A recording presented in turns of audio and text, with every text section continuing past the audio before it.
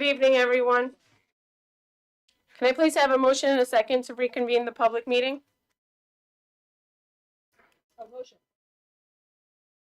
All in favor? Aye. Aye. Motion carries. Can I please have everyone stand for the Pledge of Allegiance, followed by a moment of silence to honor our servicemen and women? I pledge allegiance to the flag of the United States of America and to the republic for which it stands, one nation, under God, indivisible, with liberty and justice for all.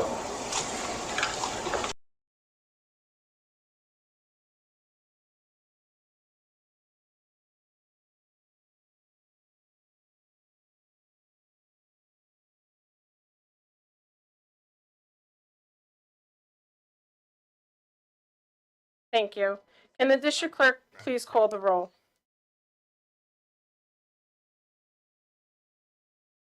Mr. Pisano? Ms. Torregrossa? Present. Ms. DiLorenzo? Present. Ms. Napolitano-Furno? Present. Ms. Mallon? Present. Dr. Centimore? Present. Ms. Iannatelli? Present. Mr. Kolahifar? Namaste. Ms. Poppy? Present. Mr. Hauser? Present. Thank you. Before we continue with tonight's agenda, the board would like to address a concern that was brought to our attention regarding an assignment provided to a 9th grade global history class at Connecticut High School that contained inaccurate information and a misrepresentation of Islam, in particular pertaining to Sharia law. We take this matter very seriously, as it is our goal to always provide accurate, respectful, and thoughtful instruction to our students. Upon review, the district has identified the inaccuracies in the assignment and provided an accurate representation of the subject matter to our students. Furthermore, the assignment has been removed from our classroom effective immediately. Please be assured that we are committed to ensuring that all instructional materials align with the highest standards of accuracy and remain culturally sensitive.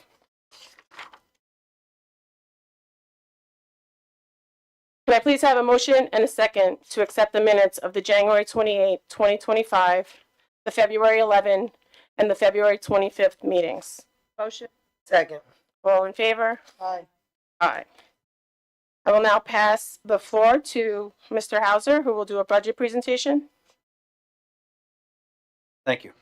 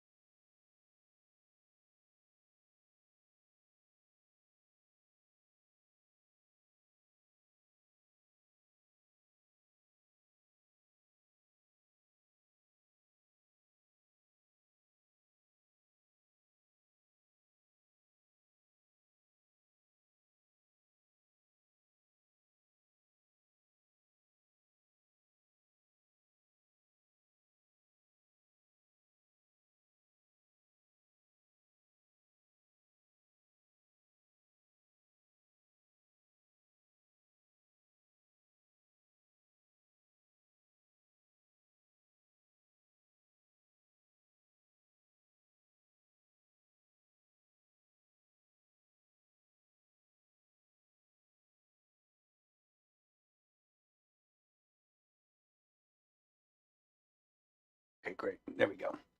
Our apologies for the delay.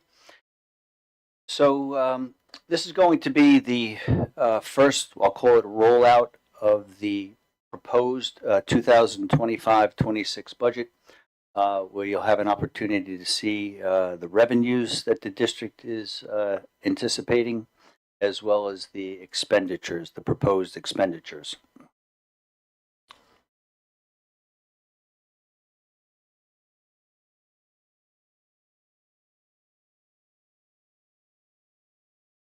So once again, as we've done with each presentation, we put the calendar up there so you can see where we are at right now, which I highlighted in yellow. Okay, and then the goal at the very bottom will be the May 20th, the actual vote. If we just back up a little earlier, it is actually April 22nd, that the board will adopt the proposed budget. And then about a month later, May 20th, the public will vote. Okay, this is a slide, a snapshot really off the New York State Comptroller's website.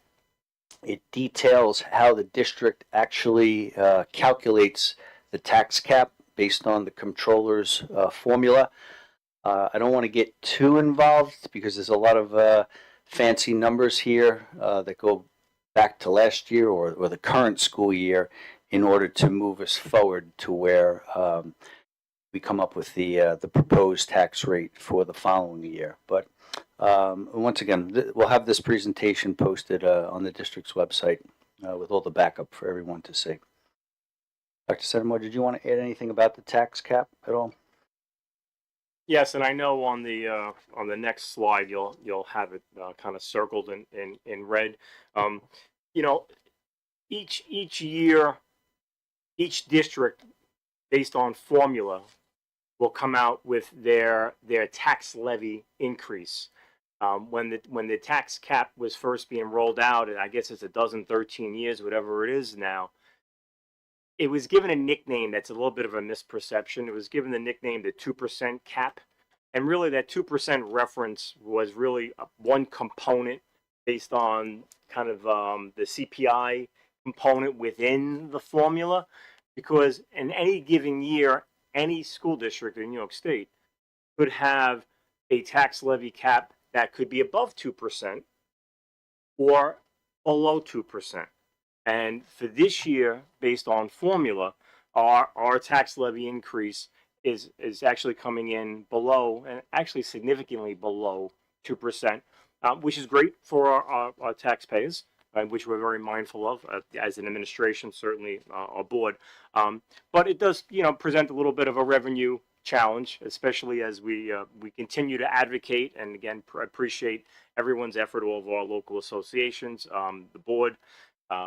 Certainly our locally elected officials with the state senate and the state assembly, because right now the governor's initial aid proposal is a little bit light, in terms of, if I can quote, about a 2% increase, which is roughly 700, little over 700,000.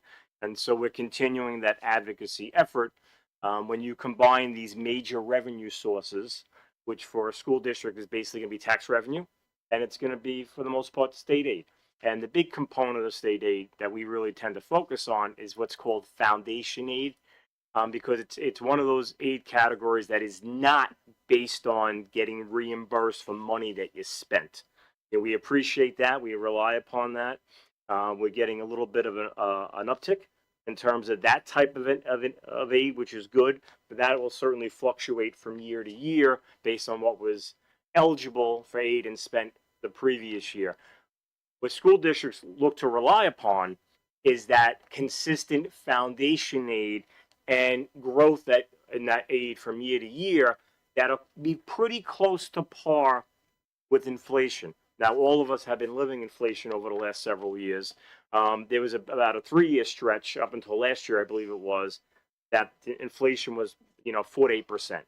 And obviously, the state aid last year for ConnectWAP, we got a 0 increase in foundation aid, the foundation aid component. So you're looking at a 0 last year from the state. Right now, the current governor proposal of 2%, that's not a lot of aid revenue over that period of time. So these, but from a tax standpoint, a resident standpoint, this year's number is sub 2%. Thank you. Okay, and here we've presented this slide several times so far. We update it as we gather more information. For the most part, up at the top of this slide details, I'd say about the 2/3 of this page details the revenues, the money that we anticipate coming in to actually pay for all of the expenditures.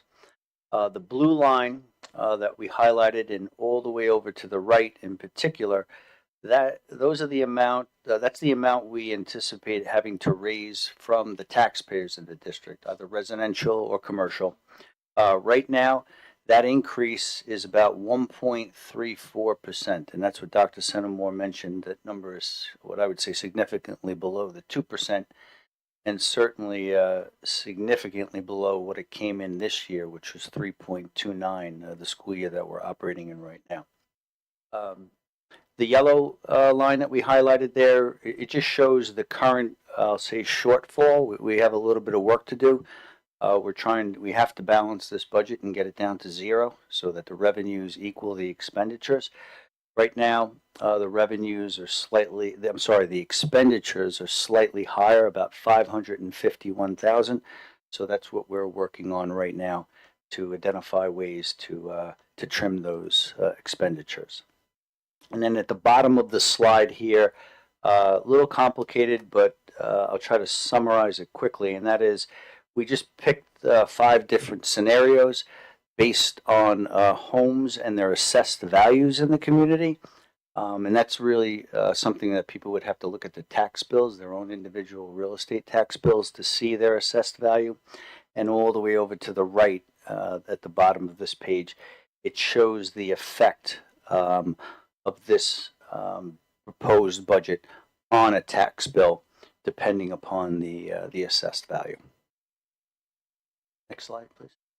Now, Mr. Okay. Hauser, I know sometimes we get questions about people's tax bills, and oftentimes, what they're experiencing doesn't align to what they're hearing from the schools. And so, what you'll do a lot of times is you'll reach out to the assessor's office to try to get some more detail, and then try to, I know you've worked with some people in the past. You've gotten some recent inquiries as well. Yeah, and we're always here to help if anyone has a question on their tax bills. This slide here, we just highlighted really, I'll say, the top 4 expenditure line, or the line items in the budget that are really driving the increase. Some of this is nothing new from prior years, but I'll just quickly go through it to clarify. So health insurances, which could also include vision, dental, and medical, we not only provide that for active employees, but we also provide that for retirees. So we're anticipating that going up about $1.4 million, or a little more than 4%. The bond anticipation note, so when the community approves a capital project, we typically borrow in increments as the different projects are approved by the state. So we're borrowing money in anticipation of actually going out for a bond when the project is all done. When we do that, we do have to make a principal payment and not just an interest payment. So on that particular bond anticipation note, we're being required to make a $1.1 million principal payment, which didn't exist in the past. The next line, the third line, contract transportation. So even though we have a very robust and an excellent in-house transportation department here with our own bus drivers, our own driver assistants, mechanics, and all, unfortunately, we don't have enough of those dedicated people to actually drive the buses to get our kids to and from school. So we're forced, I'll say, to go out and contract with a private contractor, which for us, it's Suffolk Transportation. So as we do our best to try to retain bus drivers and bus driver assistants, if we cannot do that, we have to take individual bus routes and contract them out. So here we're proposing an anticipated increase of about $537,000 if we have to contract out bus routes. The last item is the state retirement system. So we actually belong or participate in 2 retirement systems. One is called the local retirement system, which is for non-instructional. I'll say non-teachers, non-administrators. It's for all the other employees in the district. That's what we refer to as the state retirement system. The other one is called the teachers retirement system. This year, the state retirement system has advised us to budget 16.5% of each non-instructional, non-administrator salary to be set aside for the state retirement system. So that increase is coming in at about 315,000, almost 8% there. And then we just made a note at the bottom that we continue to look at student enrollment, all right, and individual class sections in school buildings. Yeah, so in a previous budget presentation, we looked at enrollment, and there was a little bit of a decline in enrollment. We looked at the elementary level, there'll be, with that enrollment decline, a couple less sections. So we do have some retirements. The vast majority we will need to replace. But generally when you have a retirement and then you replace, there's generally what's called breakage, because an outgoing person will tend to have a little bit higher salary because of the years of service than somebody just starting in. But there are some positions, whether it's at the elementary level or some of the other content areas, that we're going to look to take advantage of the retirement. And certainly we have been factoring that into the revenue versus expenditures. I don't want to bore anybody with the next 22 pages. I even find it difficult to read these small numbers, but this is the detail of the actual budget, line by line. These 2 or 3 pages that I have up right now, what we did is we summarized them, each of the codes, into the codes with the largest increases down to the smallest increases. And then after these 3 pages are the actual 10,000 plus line items that make up the budget. So like I said, we'll have this posted on the district's website. If anybody wants to download it, you are free to do that. However, if you want a larger version that we can print that for you as well.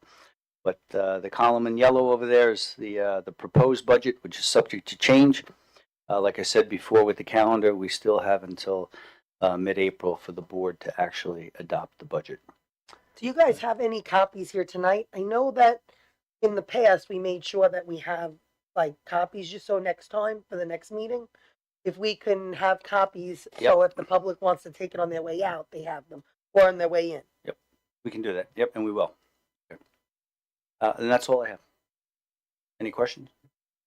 Not really a question. I just have to thank you for the Excel sheet because I love Excel. So I'm actually probably unusual because I'm very excited to look through those 20 pages on Excel. So thank you for providing that. That's going to make it a lot easier. So appreciate it. You're welcome. So last year, I voted no when we did budget adoption, and I felt very bad because I know you work extremely hard. But I had said to you, if you guys didn't come under a certain number, I was not going to vote yes. I told Dr. C that. I know you guys did bring it down, but it was still above the number I wanted. I am going to say thank you for listening from last year and this year coming back with lower. I do know that we have more state aid right now. We're still working on the numbers, but it looks good so far. It really looks very good, and I'm happy to see that we'll be able to go out to the public with a lower tax levy than we have in a very long time. Any other questions? Thank you, Mr. Hauser. Do we have student government? No. Do we have Orba? SEPTA? PTA Council? I saw you. Come on up. I know. Yeah, just press the button. The one on the right, yeah. There you go. All right. Hello, everybody. I'm Melinda Monahan, the Council of PTA's president. First of all, I would like to thank the Harlem Wizards for coming to Connecticut and challenging our teachers and staff to a basketball game. Of course, our principals, teachers, and staff were up to the challenge. Thank you for making it fun and entertaining for our community.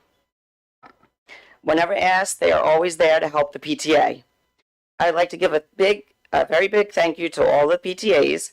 They all came together and made the event run smoothly.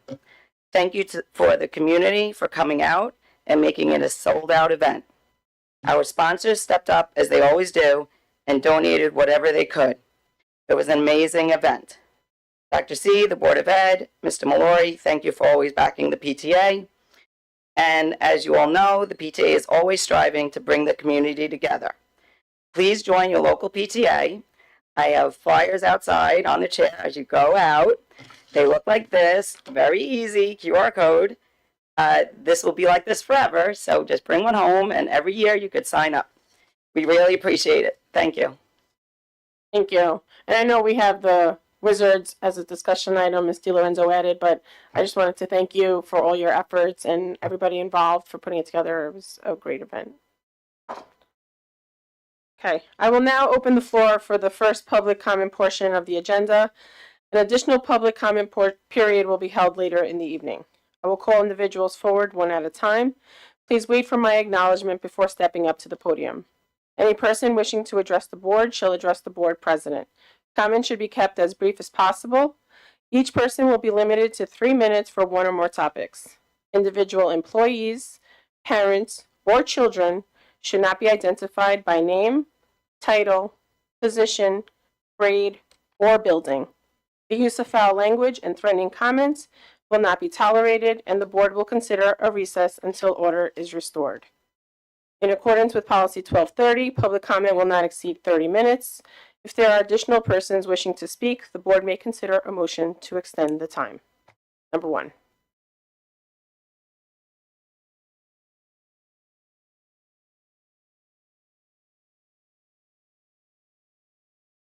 Good evening. We are all here to speak on behalf of ourselves and for our children as well. We are also here to speak on the behalf of several other parents and their children. We all have something in common. Our kids all belong to the same classroom. Our children all are sharing the same feelings and experiences that a few of us parents would like to share with you all here tonight. We'd also like to shed some light on the current dynamics in the classroom. We respectively ask that this letter be accepted by the district clerk to be kept on file and on record. Thank you. Thank you. If you could please hand the letter to the district clerk, that'd be great. Number 2, she's Miss McCarthy right there.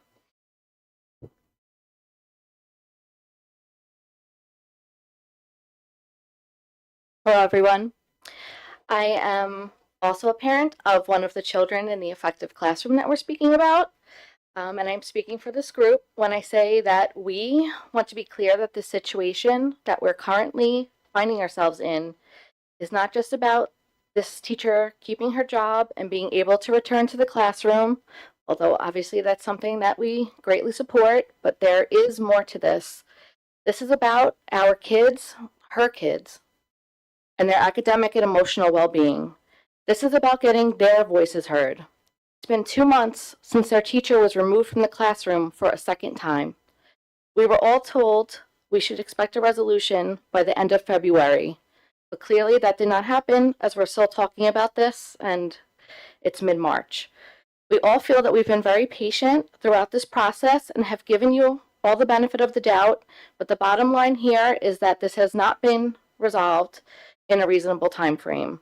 So it's become very clear to us that you're failing our kids. The majority of the parents in this class are beyond frustrated with the education that their children are currently receiving, and that's because we have noticed a drastic and noticeable change in them. My child personally has come home with grades far lower than their norm on recent tests, and they're struggling with their homework each night. As a result of this change, some parents are now requesting that their child receive extra help services in school as well as privately. Some are even choosing to pay out of their own pockets for private tutors in order to help bridge the gap in education their child now has as a direct result of the decisions that this district has made. Parents are now trying to solve solutions to a problem that you all helped create for our children. Nothing seems to change unless we are extremely vocal about it and make requests for improvement that should have been proactively offered due to the circumstances. None of this extra support was needed when their original teacher was in the classroom. Please understand that with each day that passes where this is not resolved, it's only showing us all how much our children's education does not matter to you all, and it demonstrates just how much this administration and board is letting them down. Thank you. Thank you.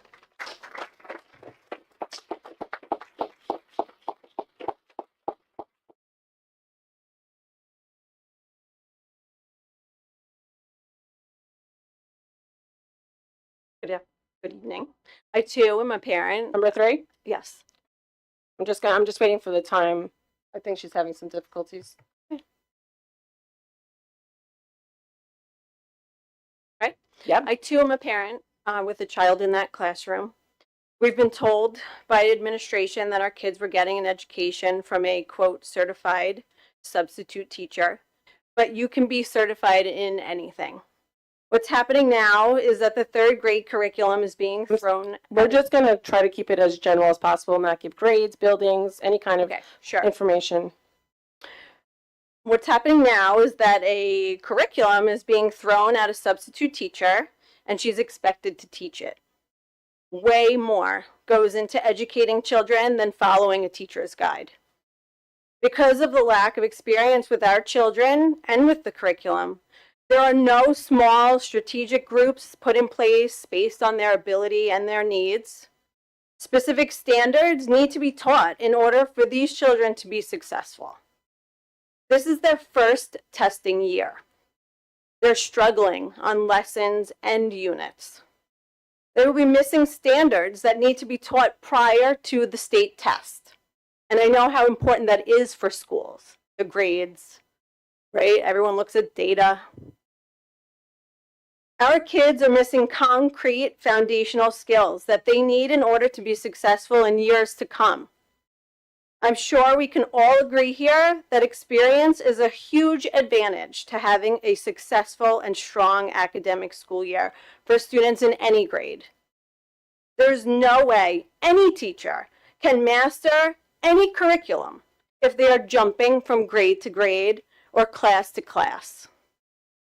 This teacher is now simply being set up for failure. It is evident that more support is needed in this classroom. The district is not providing an appropriate education for them, nor the nurturing environment that they deserve, which they had been previously receiving. Thank you.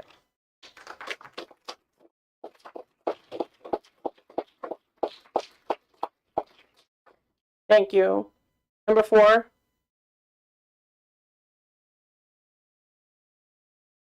Hi, good evening. I'm also another parent in the same classroom.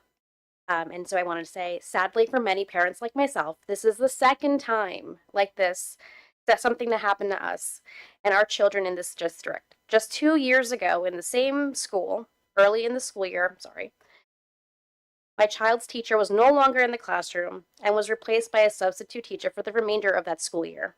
Their education that year was severely affected, and those students, my daughter included, had fallen drastically behind academically in comparison to the standard and the other classes in that grade level. Let us also not forget that our 8 and 9-year-old kids began their education during the start of COVID. They had already lost so many childhood experiences in preschool, UPK, and kindergarten that others have been fortunate enough to have. And here we are now. More than half of their academic years have been subpar and a constant struggle. We all pay significant taxes in this district, and with being a Title I school, I believe the district receives funds for extra help. Can some of these funds be utilized to help our kids receive the extra support that is now obviously needed in their classroom? This we're asking for in order to keep up with the standard for their grade level so that they do not continue to fall more behind. If the answer is no, then we need to come up with a better solution than what we have. It's evident that it's not working and that our kids are falling behind, and however you decide to choose that situation. Thank you.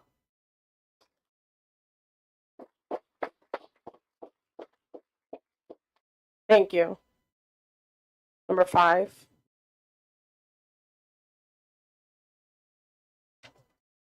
Good evening. I am also a parent of a child in this classroom. I think we can all agree that this situation has been mishandled since the very beginning. The truth of the matter is that you've managed to turn an entire classroom of kids that were once full of enthusiasm and began showing a love of learning, which then transpired into feelings of pride and accomplishment that shined through at home, to now an entire classroom full of children that are oftentimes sad, frustrated, confused, and lost. Every day since she was removed, we are now having to deal with tantrums and tears over homework. They say it's not fun anymore. They say, I don't understand it. This is not just a coincidence that the majority of this class is now struggling significantly. Extra help is currently being offered once a week for a few short minutes to only a few select people. But if the majority of the class is struggling, then it's no longer extra, and much more consistent support is needed in the classroom for all. The fact that so many are now struggling is a major red flag that something is wrong here. I have not heard of this being the case in the other two classrooms. So I ask you, how is this fair for our kids? Your plan B here is not working, and I am telling you that you are failing our children in every way possible. You took so much more from them than I think you even realize, and I ask myself and wonder, do you even care? The majority, if not all of the parents have seen a decline for our kids since the removal of their teacher. The difference we see is deeply concerning for us as parents, as it should be for you as the Board of Ed and administration. Yet what is being done? We expect excellence from Connecticut School District, not mediocrity. Days have turned into weeks, weeks have turned into months, and every day our children come home asking when their teacher is coming back. Every day. And every day we as parents are having to deal with that and having to tell them, I'm sorry, baby, I just don't know. The only update any of us have received throughout all of this has been that there is no update. I'm sorry, but that is not an answer and is just not acceptable. Whatever is. I just need you to press the button again. I'm sorry.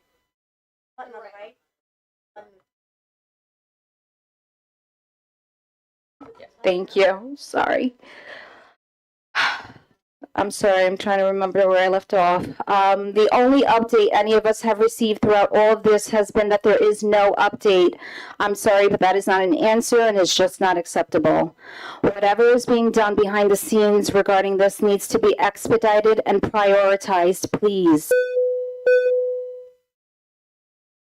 Because at this point, you have caused more harm than good by removing their teacher from their classroom. Our children are the ones who were left there to deal with the instability, left to deal with the aftermath and ramifications of the chaos that ensued as a result of a few select voices that you all chose to hear more than ours. Thank Why? you. I'm just going to need you to wrap it up. Thank you. How many more unanswered calls do we need to make? How many more Board of Ed meetings do we need to attend? How many more signatures and petitions do we need to send? How many more stories of support do you need to hear? How many more children need to cry to you and beg you to have their teacher return to the classroom before you listen and do something to help them? This needs to be fixed now. Actually, it needed to be fixed weeks ago. And each day that passes, each day that us parents and our children continue to be let down, disappointed, and frankly ignored by this district is a disgrace and speaks volumes. It is nothing short of a reflection of you. Thank you so much. Of this board and administration, and is only showing the entire community that. I'm sorry. I really need you. Your 3 minutes were up like 2 minutes ago. I know, but I'm speaking. I know, but I'm sorry. But I have 10 more people. I have two more. It is nothing short of a reflection. Oh, wait, let me just. It's only showing the entire community that our 15 children are not worth time or effort. We are here to say that they want their teacher back. They want this rectified. We want this rectified. We no longer want to be ignored. We want structure. We want stability to be restored. And we want more support for our kids. And we want it now because we believe that is what they deserve. That is what all kids deserve. Thank you for your time.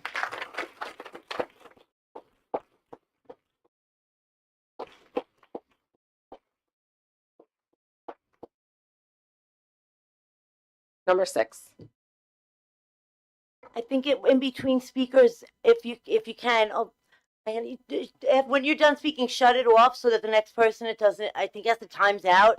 So It doesn't time out. It's when we press on the right, so it doesn't time out. It's when we press the 30-second. That's when it shuts it off. It doesn't time out. I am a student in this class. I want to share with you how she comforts me when I am sad and helps me when I don't understand my work. She's helped me in times with self-confidence, and I am a proud student of my teacher. Learning isn't the same without her. When I walk into my classroom, I walk in with a frown. I miss her.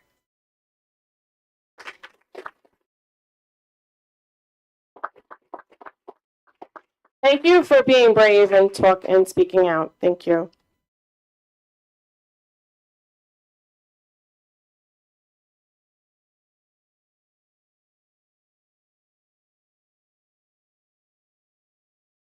Number 7.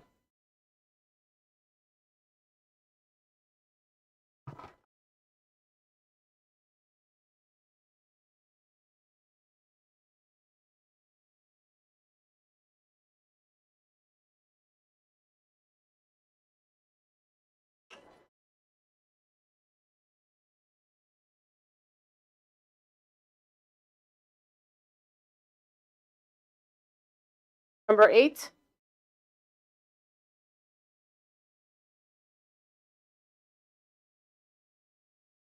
Okay.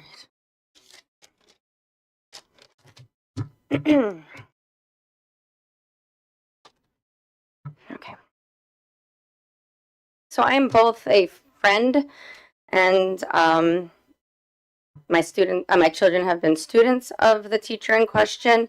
2 of my 4 children have had her, and she is a friend of mine for over 30 years. I cannot say I'm happy about having to be here speaking in front of all of you tonight. The fact that the teacher in question has not been reinstated yet is beyond a travesty.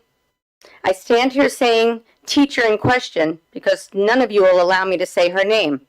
I will be told it is to protect her. However, that is hogwash because not a single person in the district has done one thing to protect this teacher who has a pristine record for the last 27 years. The only ones protected in all of this are the 3 mothers who decided to start a witch hunt. I'm sorry. On an innocent person. Excuse and me. then hide Excuse me. behind the I can't let you discuss any other students or anything pertaining to anything. You have to keep it to your friends, the colleague, whoever. You cannot discuss anything outside of the situation. You were headed that direction. I'm sorry. I can't let you do that. I just need you to press the button. Well, tonight, the community wants you all to know that we have had enough. If this unprotected teacher does not get reinstated by the end of the meeting, the 3 mothers' names will be made known to the community. Ma'am, I am asking you to please not go there. I have asked you. If you continue, I'm going to ask you to stop speaking. Okay. It is not okay in any capacity to ruin a person's life because you have a vendetta against them. This has gone on way too long, since November, without any evidence found against this innocent teacher. The community expects this to end tonight. Thank you.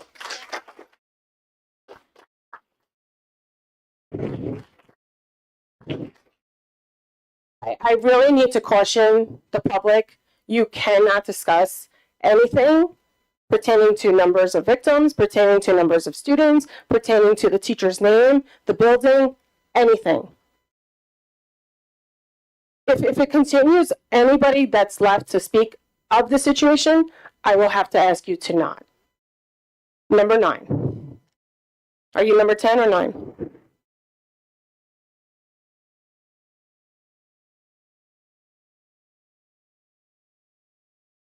The teacher is not one of my kids' students, but everybody was excellent when they came up and spoke. But in 10 minutes, you have a bunch of names who like this lady. Now, you're in charge, right, Mr. Superintendent? I have not heard you say a word about anything. Not a word since this is our meeting. I run the meeting. I'm speaking to the I superintendent. understand, but you're supposed to speak okay, to I'm me. speaking to the president of youth. Perfect. I haven't heard you say a word, okay? Correct. She's been a teacher for 27 years. I'm sorry. I'm not going to have you cannot disclose any information on this person. So for a few people who came up and said something. Sir, are you? What are we allowed to say, ma'am? You're allowed to be as general as possible. You're allowed to be as general as possible. All I'm asking is to get the people who pay the taxes in this school want her reinstated, okay? Understood. And they're the boss. Every one of yous up there have a job, except the board. I know you don't get paid because of the taxpayers of Connecticut School District. And that's definitely for you, Mr. Superintendent, too, okay? Okay? So what I'm saying, okay, she's been a wonderful teacher. I know her personally. She's a great lady. And the day you don't think it's normal, and I have the experience, okay, because when I was in school, I was in special ed, and back then they bounced you back and forth to school districts. They didn't know where you were going, okay? And I had a lady, Mrs. Houlis, was a school teacher. She's probably dead by now because she was old when I had her. And I used to hug her leg, and she used to give me a kiss on my forehead.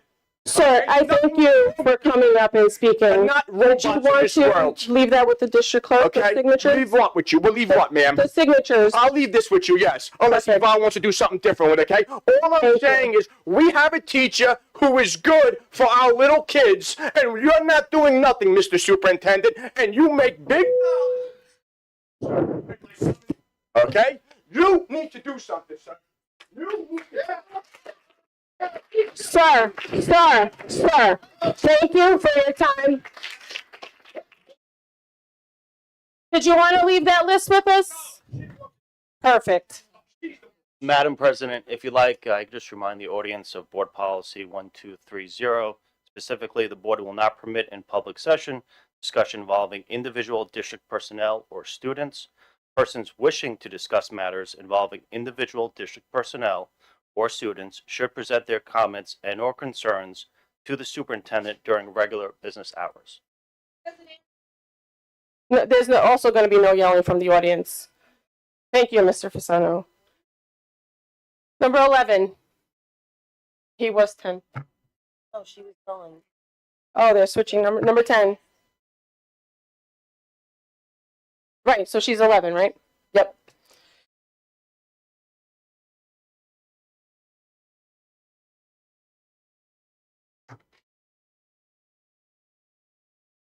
Hi. I can't believe that I'm standing here again to talk about a teacher who has dedicated her life to caring and nurturing for young children for a long time. The allegations were made, the district conducted its investigation more than once, we know that, and no wrongdoing was found. So I don't understand why she's not back with her students. I feel as if the districts have dug themselves so deep that they feel like they can't turn back. And it's very sad. At this point, it's not only affecting the kids that are in her class who miss her and love her, obviously, but it's tarnishing an incredible teacher's reputation. The ripple effects on this teacher in this district and beyond, all the teachers, it's going to affect all of these teachers. It's immeasurable. Every day this goes on, it only makes things worse for our children and their educators. At some point in all of our lives, a teacher has shown us kindness, comfort, and reassurance. I know that's happened for me. Have we really reached the point where a teacher can't even offer? Nope. Okay. Have we reached the point where we can't show kindness and support? If that's where we are as a society, we may as well remove human connection from the classroom entirely. This has to stop. I'm pleading with you. Please, please resolve this. I truly hope we learn from this and we can do better for our future educators and for this teacher and for everyone involved. That's it.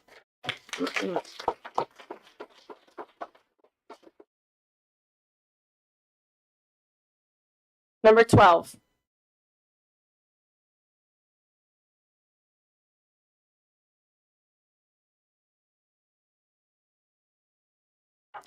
Hi, I'm a former student, and this teacher is one of my favorite teachers.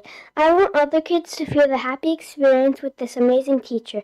This teacher does not deserve to leave the school because she makes learning fun, and it would be unfair to the kids in her class and the kids that might get her next year for her to leave.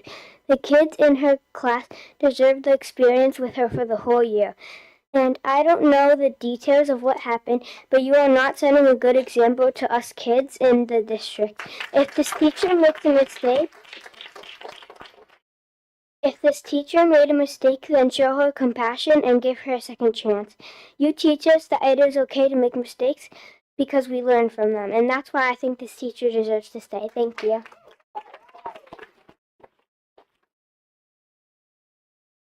Thank you. Thank you for being brave and sharing. As a Are parent, you number 13? we're sharing. Okay. As a parent in the district, a former student of the district, and a taxpayer, I am saddened at how this matter has been handled. I am disappointed in our district for many reasons. One reason is a lack of transparency.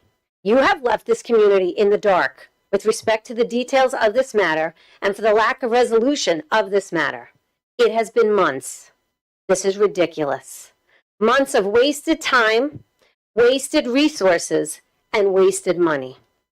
Second, despite the many pleas of the community, you continue to disregard the consensus and are siding with the minority. Third, to echo my very brave daughter's sentiments, you are setting a poor example to our students. You, the board, have the power to rectify the situation, yet you choose not to. You need to return this amazing teacher back to the classroom where she belongs. And if you don't, then you owe this community an explanation as to why you are not allowing her to return. This is ridiculous. This is time. This is meetings that keep going where we keep coming. Please do the right thing. Thank you. Number 13. You're gonna. Nope, number 13 was the last one for this session.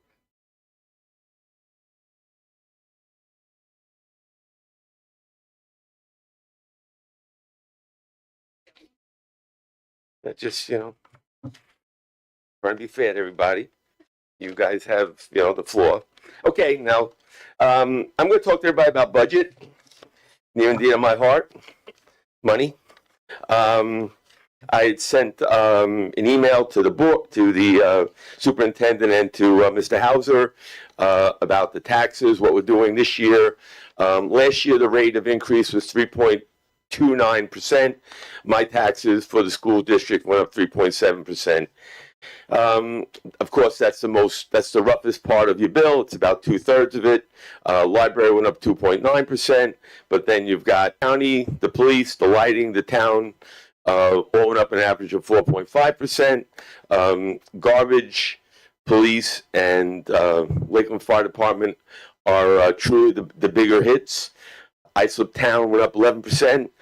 State taxes went up 103%. And our out-of-county tuition went up 45%. So we're looking to do something to try and recalculate everyone's taxes because they were very, very high last year, and this is where we try to flatten things out, which is what we've talked about. So I was happy to hear that the cap is like 1.35% because that finally makes some sense that we're going to get a little relief from last year, and if we're 3.3 last year, 1.3 this year, we're going to flatten out to close to 2 point change in that amount of time. We have been averaging about $7 million in increases, so if we get that $4+ million from the state, that will help, but we're probably going to wind up short again. And I think one of the problems, as we see it, is that we kind of follow Sachem about a year or two behind. So every time you see Sachem with a problem, our problem seems to come 2 years later, only because they're about 45% bigger than us, so our problem comes in a little bit later. So if you're following Sachem the last 2 years, you've got to start paying attention to what Connecticut's doing this year. And I think that it's going to be a rough go to try and stay under 1.35. But I think you're going to have to work the magic and figure out how it's going to happen because, you saw they tried to go over the budget last year and they got voted down. They went back down to 1.9% in the past. And now they're looking at closing a school and they can't. So they're getting rid of a lot of secondary sports, secondary clubs, and I don't think we want that. So we've just got to be smarter when it comes to what we're going to do with this budget this year. And, I think you're on the right track. I think Bob's on the right track. But that's one of my concerns. Thank you. Thank you. All right. There will be another public comment portion at the end of the meeting. One comment, number 14.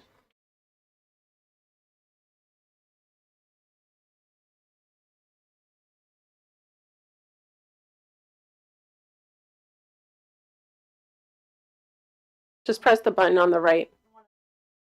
Okay, good evening. Madam President, I'm a little concerned, and you have possibly violated the board's policy by using the term "the victims." Okay? You show your prejudice a little bit with that. You need to be careful. It's quite apparent that the reason that the board has not been able to make a decision about this is because it's probably in the hands of the attorneys.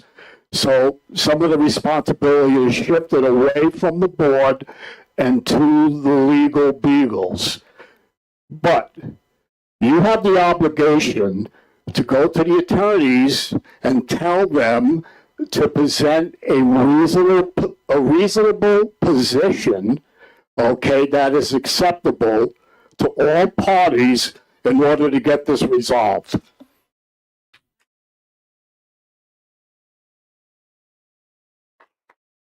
Thank you.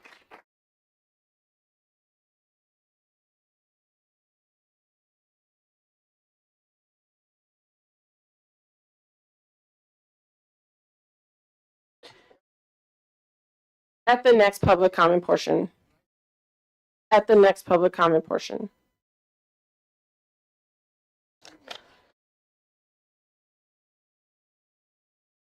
No, that's.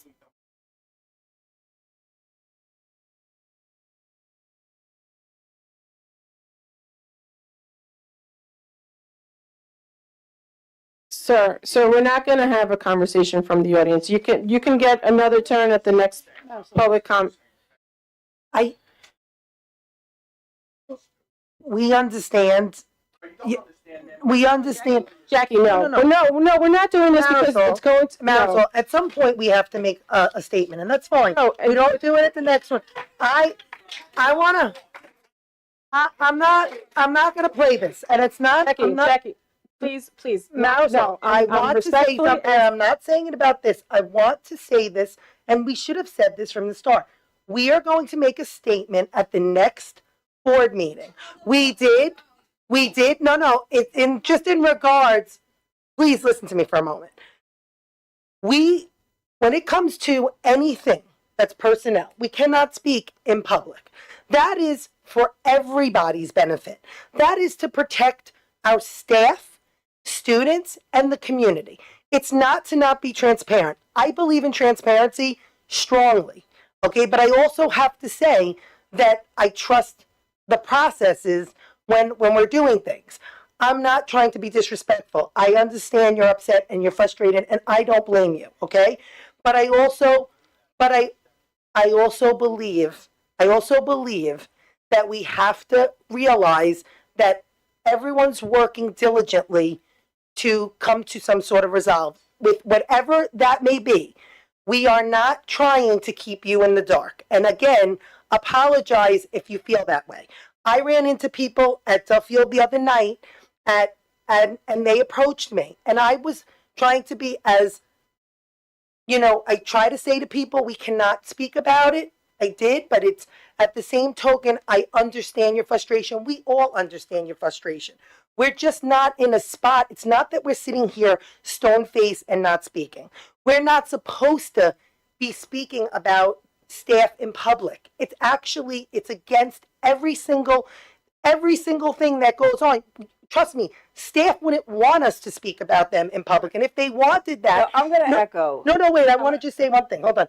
If they wanted that in the past, We have, and I will say this because when I was board president, in the past, we have said, we have had legal say with when it was other staff members or whatever it was, if you want to speak about this, we can have legal draw something up and then they sign it and then they're entitled to speak about it, or we're allowed to speak about it because a staff member gave permission. We are not at that point, nor, but this is the thing. It's not, ma'am, but here's the thing. I need to say this, okay? When I was dealing with an issue that had to do with things on walls, for instance, and ma'am, We are not going to scream from the audience, please. No screaming. Is it right? I'm going to have to ask people to leave if you're going to scream from the audience. Students or parents in an open forum. It's not right. We shouldn't be speaking about staff, students, or parents in a public forum. No matter how frustrated or angry we are, everyone should be protected that privacy. Okay. Right, I just want to say that all of us have been out there before we came up here, and believe me, we all understand your frustration. And I can honestly say, when our hands are tied, they're tied. And do we always agree with them being tied? We don't. But never think we do not comprehend and understand your position out there, because I was you, they were you, we all were you. And don't think we don't hear you, because we hear you. But there, like Jackie said, is a process in place.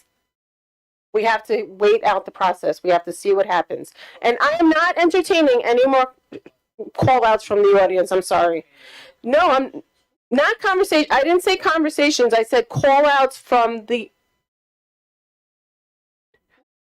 Well, I apologize that I'm trying to have a meeting here. You sit up there like nobody can talk. That's the world. We can talk.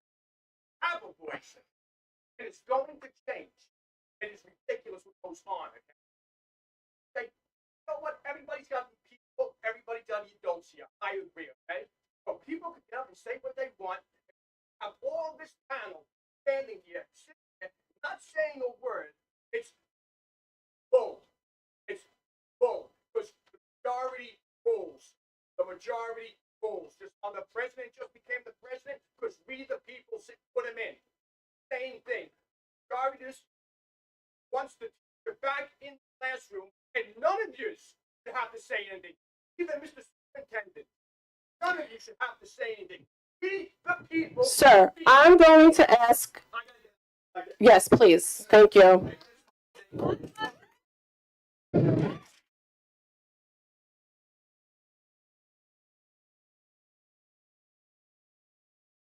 Can I call for a motion and a second to approve the instructional and non-instructional personnel items as presented? Motion.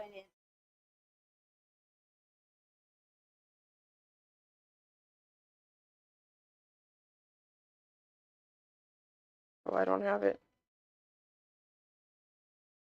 Financial as section I and personnel is J. Did we skip public comment with H? Yeah, the Did we skip financial. financial?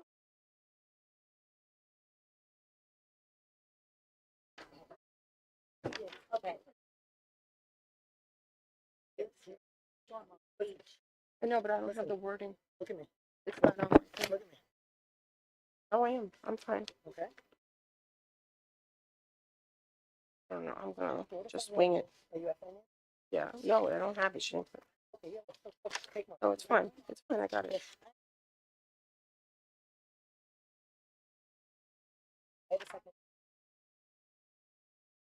I have a motion and a second to approve the financial matters 1 through 8. Second. Any questions? No. All in favor? Aye. Aye. Can I please have a motion and a second to approve the personnel items as presented for the instructional and non-instructional? Motion. Second. All in favor? Aye. Aye. Aye. Can I call for a motion and a second to approve items 2 through 21 of the consent agenda? Motion. Second. So we are going to pull from the consent agenda, items number 2, 3, and 4 for a separate vote. So can I call for a motion and a second to approve items 5 through 24? Motion. Second. Any questions? I had a quick question about the budget transfers, which is number 5. Just a quick question. Very tight. Good. Trying to find it because we have a lot on here. The one, just lost it, about the Ozobots. Oh, what happened?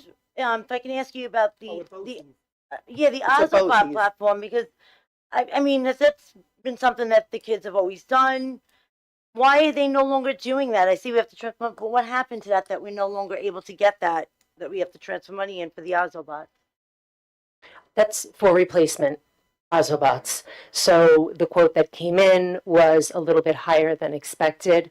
So I do believe, and I don't have it in front of me, but I do believe what you're referencing is so that we can make the purchase for replacement sets. Okay, so we're not getting rid of the Ozobots. No. Great. Looked like I wasn't totally sure. I wanted to make sure. It Okay. looked like it just said that it was going to go through BOCES, the same as Legos. The Legos is on there too, and the transfer was because BOCES is. Yeah, they weren't doing we it, have so to go through I don't BOCES want us to for not it. do it anymore. So So you can make purchases like that from the company itself or through BOCES, and that may have been the situation where we chose I think we to got money make- from BOCES, didn't we, for the Ozobots and the Legos? I thought there was some money. That's why it went through there. I could be wrong, but I thought that that's what we did when we were discussing it. Sometimes when we look to make purchases like that, it is beneficial to the district in the long run But to they make buy a it in purchase bulk. through Yeah. BOCES, correct. However, the original intent for that purchase was through a budget code within the curriculum budget. So the quote that we had exceeded what I had available, and we had the opportunity to make the purchase through BOCES. But it is to enhance our collection, not to remove any parts of it. Right, that's good. Thank you so much. Okay.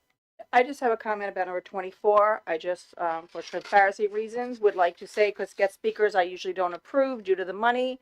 This one is $10,500. We are getting a $10,000 grant, so it's only 500. Why I'm saying yes. I just want to put it out there. Thank you, April. I'm so excited. I'm gonna definitely come see this speaker. This is the speaker that we saw at the mental health, and he was fabulous. Everybody should get to hear him speak. He's incredible. Any other questions? All in favor? Aye. Aye. Can I please have a motion and a second to approve item number 2 from the consent agenda, consult agreement, external investigation report A? Motion. Second. Ms. Tergrosa, how do you vote? Yes. Ms. DiLorenzo? Yes. Ms. Napolitano Ferno? Yes. I'm a yes. Ms. Iannatelli? Yes. Can I have a motion and a second to approve item number 3 from the consent agenda, consult agreement, external investigation report B? Motion? Second. Ms. Tergrosa? Yes. Ms. DiLorenzo? Yes. Ms. Napolitano Ferno? So I'm gonna just say one thing. Well, because I told you I was, April. I'm not gonna not.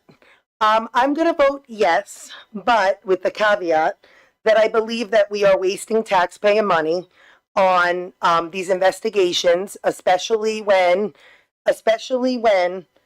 I am positive that this was already investigated in a different investigation, and I just feel like we constantly are just tossing money away. But because I have no issue with seeing how it plays out, I again would normally vote no, but because I want to see how this plays out, especially since I'm the one involved, I am fine with saying yes. But I will say this.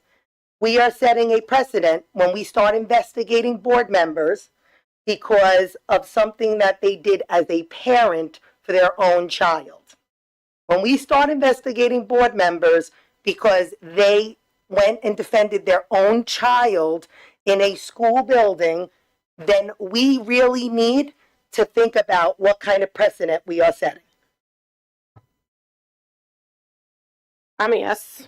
Miss Iannatelli? I'm just gonna comment that I think all of these investigations are also a total waste of money. Well, the DAS is not. A DASer is for a student. Right, well, DASer is for students. When we start investigate, when we say that DASers shouldn't be investigated for It's my students, we turn. should say that DASers, then what we're saying is students don't matter and students do matter. If a DASer should always be investigated. but, I will say yes to this one. And just so everyone knows, the DASer is not. Can I call for a motion and a second to approve item number 4, consultant agreement, external investigation report C? Second. Ms. Torregrossa? I'm going to vote yes with the caveat that this is the biggest waste of money of the 3. However, I'm also more than happy to see how it plays out, considering it is involving me. So I think this one is utterly ludicrous, but I would not want it to appear as though I have anything to hide. So I'm fine with it. It's a yes for that reason, but I think of the 3, not saying that others aren't, this one is the biggest waste. Ms. DiLorenzo? Yes. Ms. Napolitano-Farno? I'm a yes. I believe that open meetings law should be followed. So I'm going to vote yes with the same caveat as Melissa. This also involves me, and I just want to show how ridiculous, in my opinion, it is, but I will vote yes. Ms. Iannatelli? So I have the same as those two. I'm in this one too. But I'm voting no due to the fact that I 100% know this is totally a waste because I know it didn't happen. So this is a no for me. April, you know what I find interesting though? The reason I Not for voted us to yes. do this. No, I'm just saying the reason I voted yes for an investigation against myself, and I'm allowed to self-identify, is that I find it absolutely ludicrous as a parent. As a parent, we are now saying that board members can't act as parents. Board members cannot defend their own children by email or otherwise, because if you do, you will be then investigated for defending your own child. If there is not the most ridiculous of all, it's that one. All right, thank you. So they all pass, but I don't think that there are investigations. There's investigations on everybody in this place. so now we have the superintendent's update, Dr. Centimore. Waste of money. All right. Thank you, Ms. Mallon. First, I'd like to start by sending our support out to everyone out east who were impacted by the wildfires, and I want to express appreciation to all our first responders, especially our volunteer firefighters. There are a lot of great things happening around the district. The high school recently held a college night for juniors. The district held an amazing Random Acts of Kindness Week. Thank you to the World Language Honor Society on just a fabulous international night. Kudos to all the teachers, the chairperson, all the students, and especially all the parents who did a lot of great cooking for the event. February, now that we're into March, this is a powerful time in our schools as we celebrate people from all backgrounds, cultures, abilities, and interests, from Black history to women's history, disabilities awareness, holidays like Ramadan, St. Patrick's Day, Eid, and again, those interests such as music in our schools. The PTA, who spoke today, and I know we have people that want to speak about it later, they held a wonderful event with the Harlem Wizards. I want to express my gratitude to the PTA Council, all the building PTAs, and all the staff who participated, all the other volunteers, and for our community to come out and support what was a great evening. Special thank you to Miss Anne Marie Martello for providing the Connecticut Gets Gritty bracelets that night, about 1,000 of them, and that Connecticut Gets Gritty is part of the month of March with the growth mindset theme as the district looks to expand on resiliency and grit. The high school recently hosted a mock trial competition, and their student government sponsored a March Madness basketball event. Duffield recently held a wonderful literacy night, and Sycamore held a pop reading celebration. Idle Owl will be hosting a Makerspace Fair later in the month on the 19th, and a talent show that will be held at OBMS on the 28th. As I like to say, Broadway continues to meet Connecticut. This Thursday, March 13th through the 15th, the high school will perform their musical Legally Blonde, which is recommended for students 13 and older. The talent of our students across the district is absolutely amazing. The guest chef has started to visit our cafeterias once again this year, and he will continue to do so for the throughout the month. Big theme is going green and protein. This past Saturday, the two middle schools, RMS and OBMS, played one another in boys volleyball. It was a lot of fun, and they were really close matches. The varsity wrestling program is being recognized by the Wrestling Hall of Fame for at the Wrestling Hall of Fame spring fundraiser, and they're recognizing the wrestling program for their body of work over the last 50 years. It is a fundraising event by the Hall of Fame. If you'd like to go, the tickets are available for purchase at $175. Congratulations to Coach Santoro and his assistants, our talented wrestlers, and to all those who came before, coaches and wrestlers, over these years, 50 years. Spring is right around the corner, and with it starts our spring athletic seasons. Wishing all of our teams the best of luck. The PTSA, that's the high school PTA, will have a big craft fair on March 22nd, Saturday, March 22nd at the high school. Both OBMS and RMS will hold pop concerts at the end of the month, while the elementary schools will continue to celebrate music throughout the month. As always, thank you to our PTA, SEPTA, ORBA, Athletic Boosters, Civics, and Rotary for all that you do for our students, staff, and community. Thank you. Thank you, Dr. Centimore. We have our committee reports. The Developmental Disabilities Committee, Ms. Inatelli, Ms. Napolitano-Ferno. I'm actually very happy. So there was a situation with the committee had chosen several famous people, and they're going to be highlighted. So somebody who has ADHD that is a famous person will be highlighted. Somebody who has autism who is a famous person will be highlighted. Each one with a different disability. And we went with the Yes We Can, Yes I Can, which was actually from one of the freshman awareness presenters. He did a great presentation, and we had brought it to them saying he even donated some books to this committee. What they're doing, which is the educators did an excellent job at picking people and using them to highlight all the disabilities and show that their disability has become an ability and how successful you can be. And you, no matter your struggles or your challenges, you can rise above them.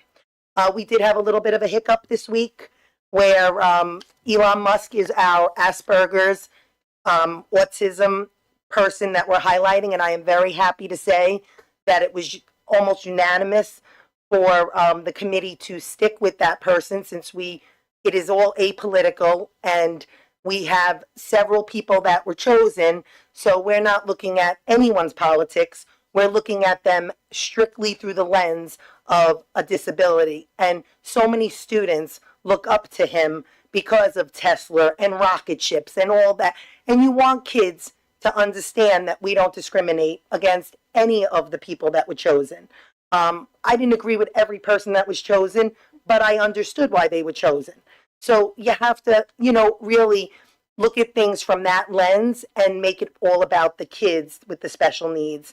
And also for students that don't have special needs, to see how students that have special needs can rise above and be successful just like these other people. Don't let a disability hold you back. It is such a beautiful thing from a parent who has children with special needs. I am telling you, it is an amazing, amazing thing that this committee is doing, and I am so proud to be part of it. I just would like to remind everybody that May 16th is the Disability Awareness Fair. There will also be a unified basketball game the same day. Please, if you can, try to come out. It's at the high school. Also, to echo you, to echo you about unified, because I forgot, I was bringing that up. I went to the unified bowling this week, and it is really incredible. If you have any time, this Thursday is senior day for the bowling team at Bolero. I say it wrong, but Bolero over in Sayville. I was just there. It is so beautiful to see these kids having the time of their lives. It is incredible. If you want to see some inspiration, the smiles from ear to ear, honestly, show up for a half an hour. I promise you, it will be one of the most amazing sporting events you see. Unified is something very near and dear. Thank you. And I'm not on the committee, but I just wanted to say I actually purchased the crew neck and the t-shirt that was being sold with the students' artwork. They're really comfortable. I know that I had heard from the SEPTA rep that they closed the link and it's sold out and a lot of people were asking for it. So I believe they're reopening it They were talking about reopening it, I think, April, wasn't it on the in-house though, I think in the school? And if anybody wanted, they could reach out. Yeah, so when it reopens, they're actually really great, comfortable shirts, and it's a great message. The Emergency Management Committee, that's myself and Ms. Napolitano Ferno. You can start. I just want to thank our security team in this district. Adam and Donna here tonight. I know they don't like when I highlight them, but I love to highlight you guys. And they are doing an incredible job keeping our students, staff, and everyone safe. Their team of people that they have, these guys and girls, they are really going above and beyond to make sure everybody's safe.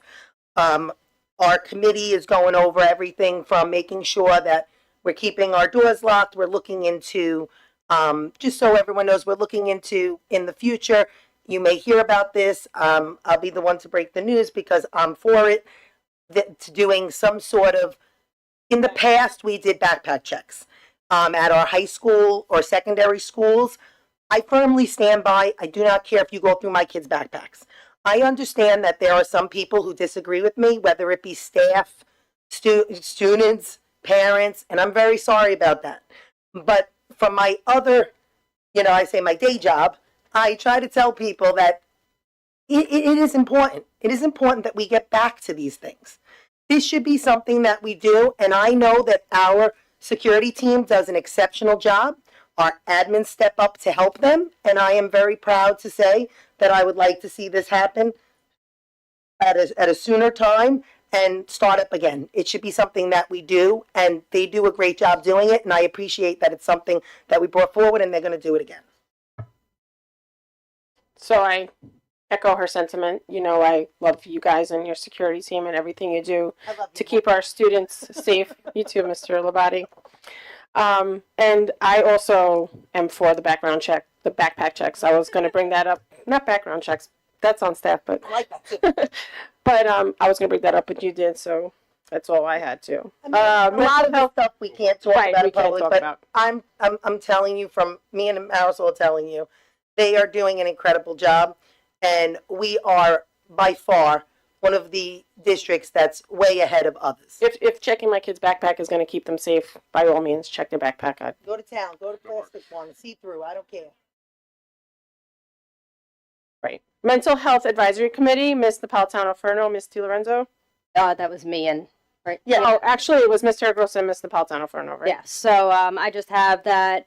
We talked about the March Easel initiative, which was the growth mindset and resilience, which loops in the implementation of GRIT. It's all connected one way or another. We saw a really wonderful presentation from Mr. Melfi. We did say a good shout out to our school social workers because the 2nd to the 8th was National School Social Work Week. So thank you to them as always. And I do have information for the Rotary District and Islip Arts Council is doing a Let It Flow art exhibit. The submission deadline is March 20th. It's for students to raise awareness about mental health through art, whether that be poetry, painting, whatever it is. It goes on for the whole week. It's actually going to be presented at the South Shore Mall. I have a flyer which I can make sure Ari gets and we can have it available. But we do have time to submit stuff still. So that would be cool to see some of our students represented there. I'm going to piggyback. Last year I went to that. That was the last minute you and I showed up at the one of our students got an award. That was from that. It was from the art museum, the one that was over at the Bay Shore Mall.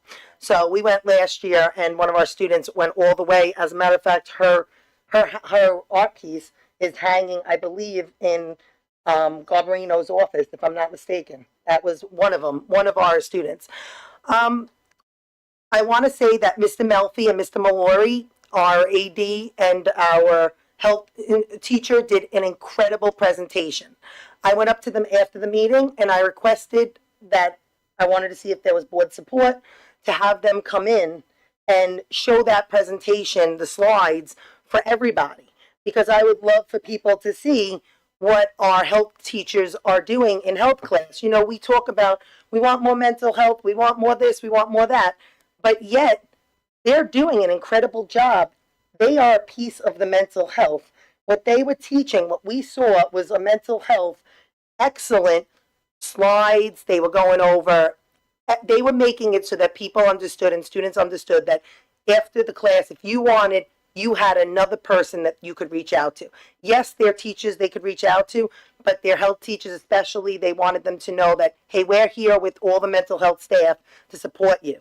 It was an excellent presentation, and I would love for the community to get to see that, even if it's just a piece of it. If there's board support to bring them in, I thought that would be great. And they both seem to be very much on board with it if we were okay with that. Especially since over the years, I've always heard, like, when we had to cut the budget and stuff, people would say, oh, we don't need all the health teachers. We don't need, they always came up. And I'm telling you, last year I said it first and foremost, they are a first line defense with our mental health. And after seeing the presentation that me and Melissa saw, you saw it firsthand.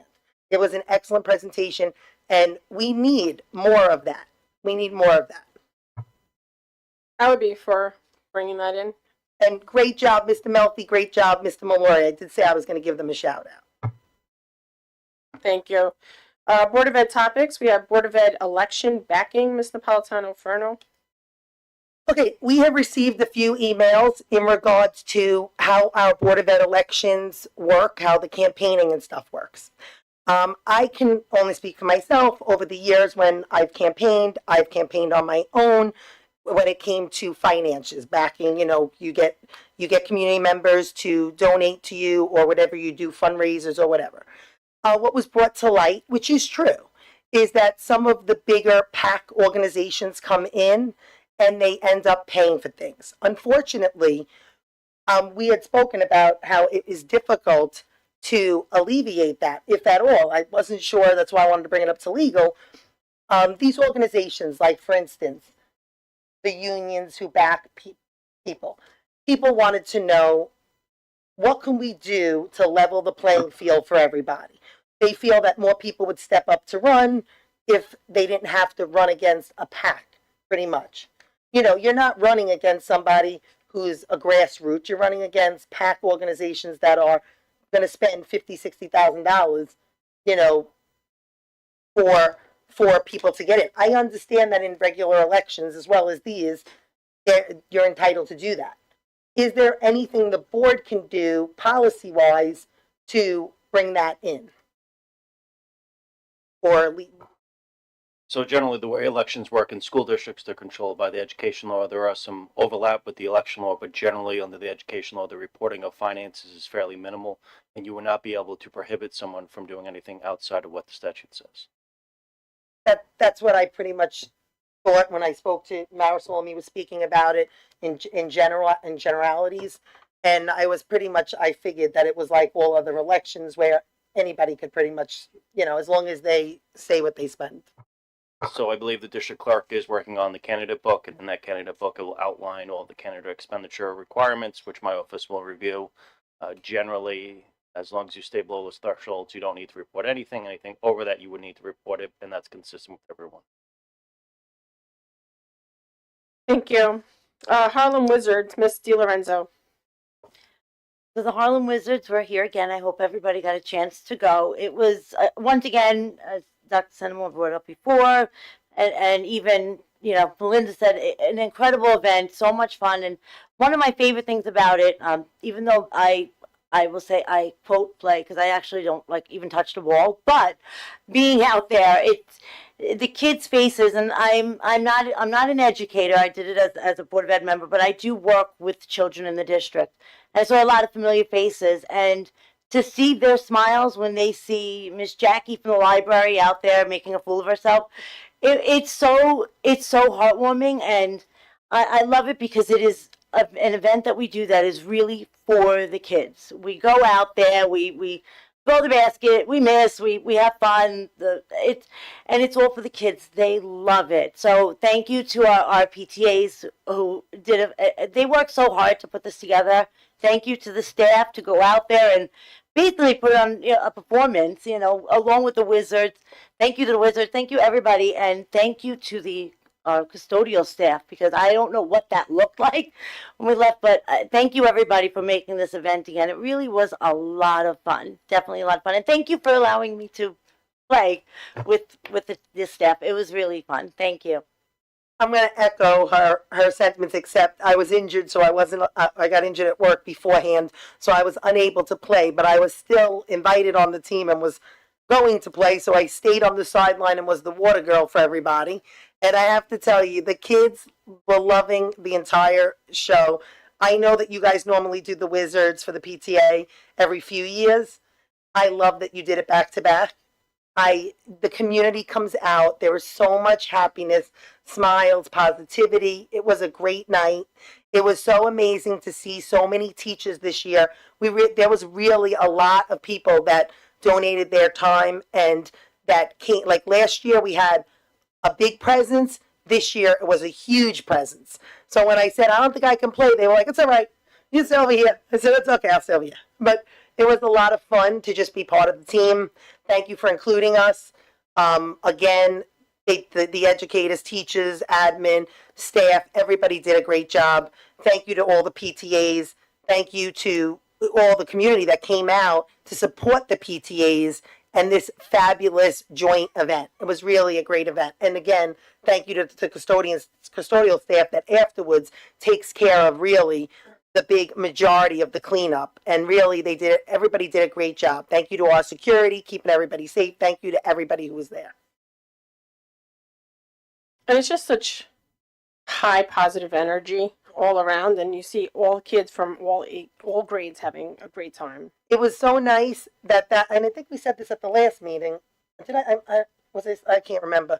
We were at the foreign language during the day before.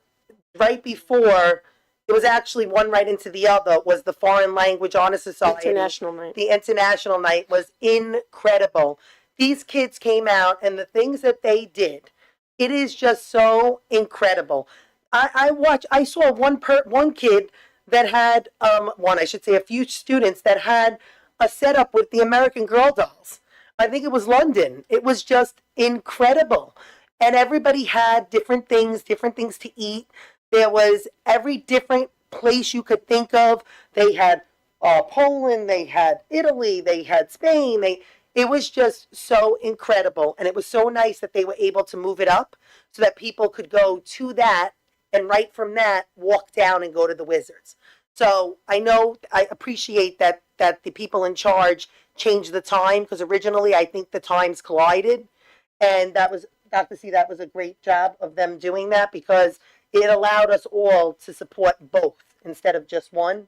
And really, all the students and staff did an amazing job. And there was so many good things to eat, things I have never tasted in my life. But everybody was like, try. It was really awesome. Great job. I'm glad you brought it up, Jax, because I did forget. An international night, honestly, is amazing. The things the students do, the staff of the foreign language, everyone is welcome too. And I feel they really need to get that out there. The whole entire community is welcome at international night. And it is a $3, $2, depends on, donation. But you got a whole dinner for $3. I mean, you walk around, my oldest daughter, went around, you got a whole dinner for that, and dessert. You could have dessert, tea, dinner. I mean, you got everything. So, I mean, if next year, I really hope they advertise better, but the whole community, young kids would love it.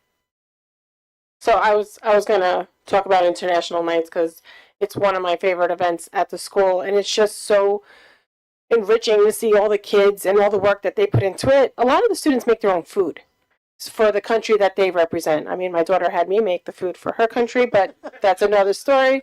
But the kids put a lot of work into it. They dress in the attire for the country, and they just are all into it. They'll even introduce themselves in the language of the country that they are representing. It's just a great job done by the Foreign Language Department, and I just wanted to give a shout out to them. Federal law, Ms. Napolitano-Furno. So I'm only bringing this up because there was so much misinformation given out. So people were all over social media sites and other platforms writing how excited they are that for some that are excited that there was federal law changed and that DEI was going to be removed. I think that it was very premature. While I personally would support that, I know that it is not being done like that in the state of New York. The state of New York is pushing back. So for those people who believed that when federal law changes, so does the education law, it doesn't work like that. There is some, I didn't know if I should have, I'm sorry I didn't give you a heads up on this one, but I had said something to Doug. It was more of for people to understand what's changed and how federal law isn't going to change a lot of things that people think it's going to change. It will affect down the road the title. It will affect some of those issues as time goes on, but the DEI right now is not being removed from the state of New York, at least. Correct? So presidential executive orders do not have the full force and effect of law. It is different. So when Congress passes a law, that will generally have supremacy over any contradictory New York state law. However, when it comes to federal executive orders, that is not always the case. So my office, I know we've sent about 3 memos in the past 2 or 3 weeks regarding these topics. If there's any further questions, I'm happy to address them individually. Thank you.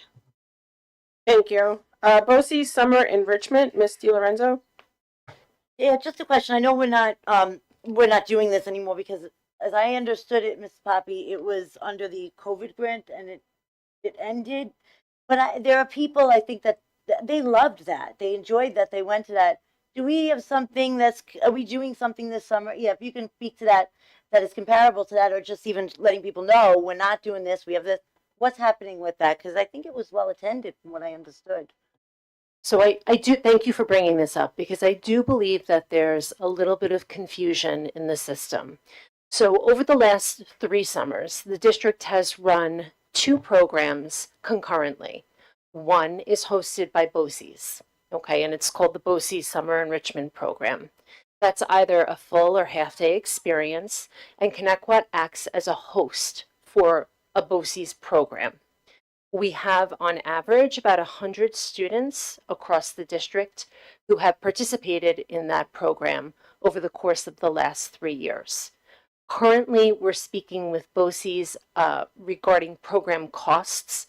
So if you were to participate in that program in the past and you were to head to the BOCES website to enroll your child for this summer, there's a disclaimer on the ConnectWatt site essentially that more information would be forthcoming.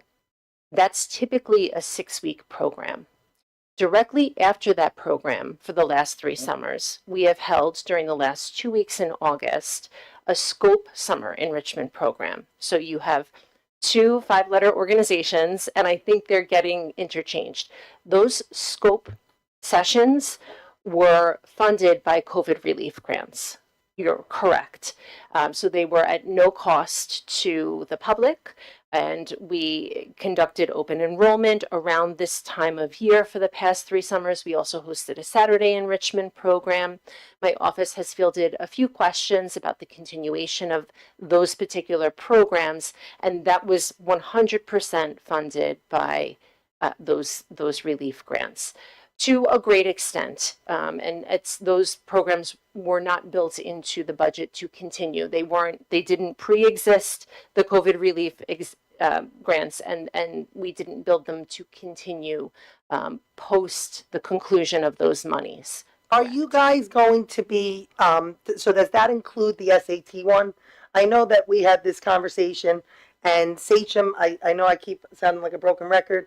Sachem has a class, an elective class that students get to take in 10th or 11th grade to help them with the SATs, with writing their essay for college. It's more of like a college prep class.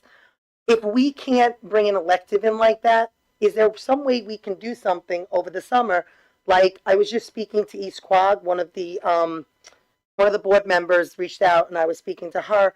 And she was explaining to me that they do something very interesting. They have over the summer 2 classes, and one of them, and it's funded by, I guess, grant money or from their school district themselves, and they allow students.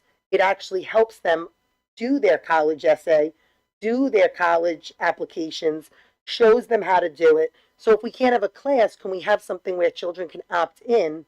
And then also that SAT prep class, I thought was an excellent way to use grant money, especially because our scores are not as high as at one point.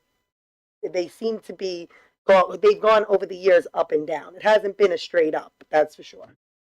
So yes, those monies included that SAT prep opportunity at the end of the summer.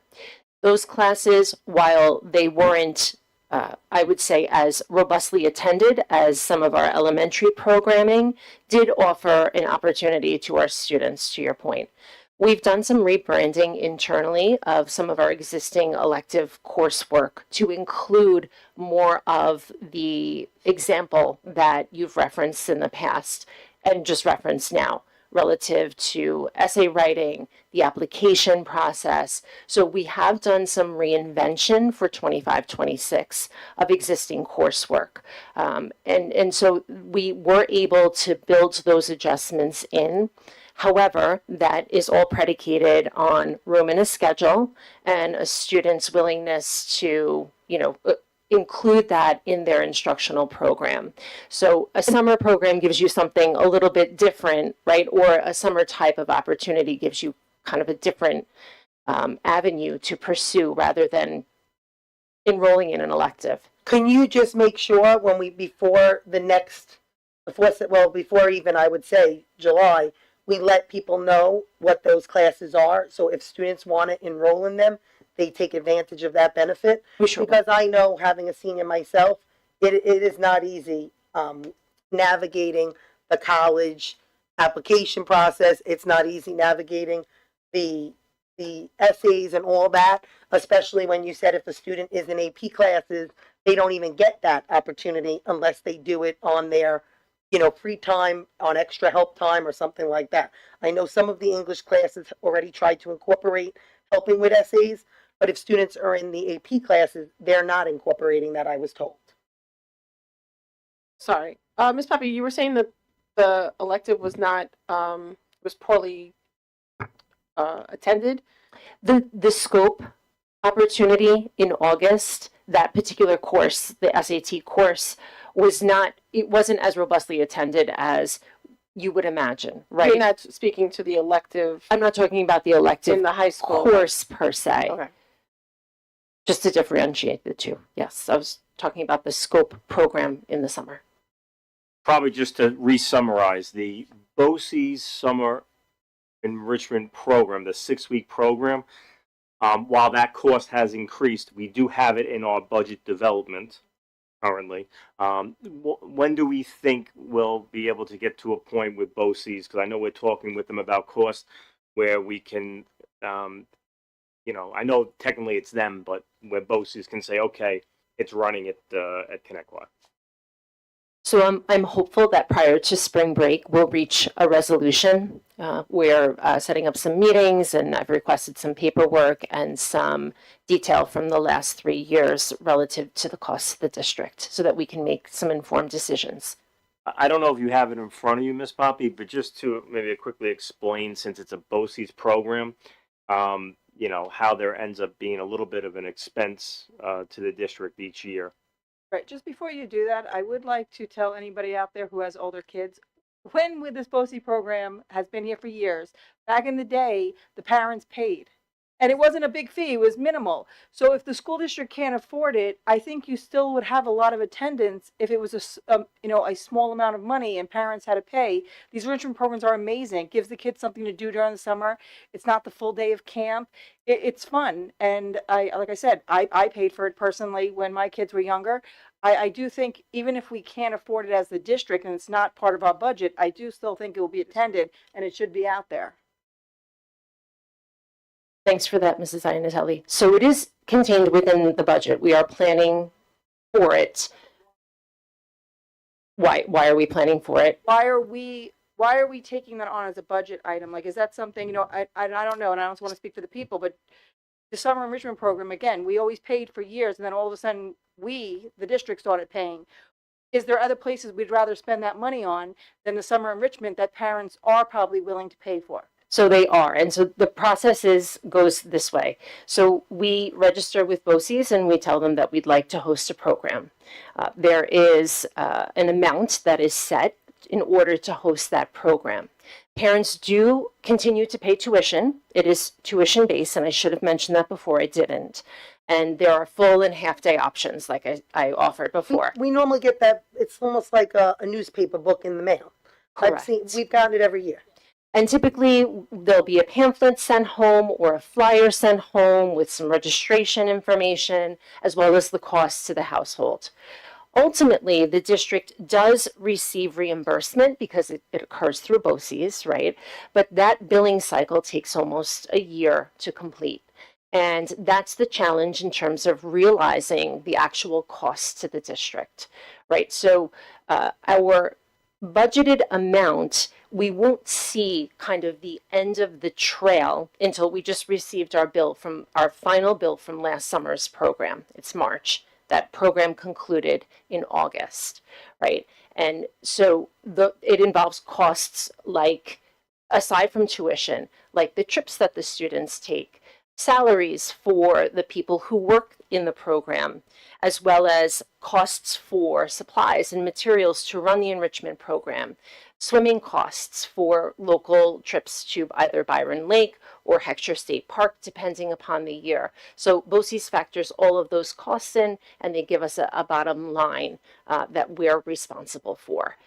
We have averaged somewhere, once all of the billing settles out, between $30,000 and $50,000 as far as costs to the district to run the program when all is said and done. Personally, I think that's a lot. And that's why we're looking at different options here in terms of possibly lowering the costs to the district. That's the conversation we're engaged in right now.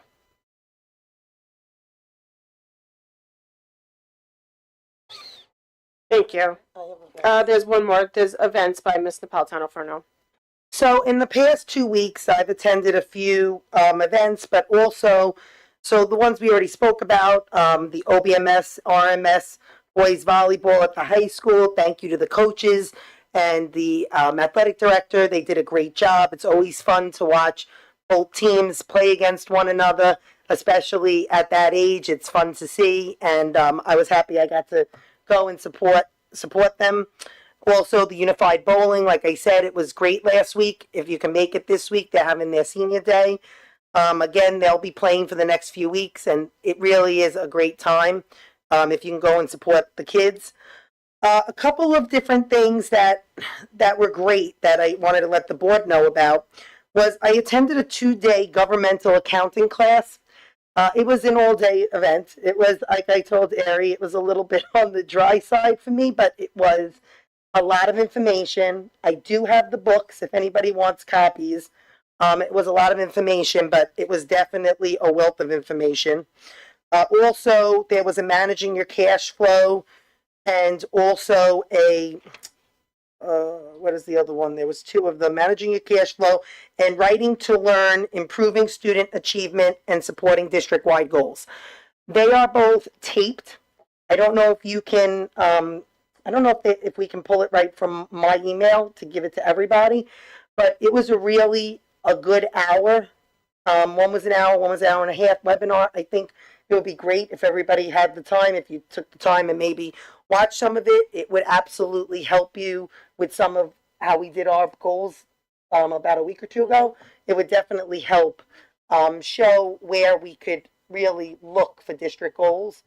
Like I said, it's just a couple of good ones. I know a lot of you guys like to do those, so I figured those I would throw out there.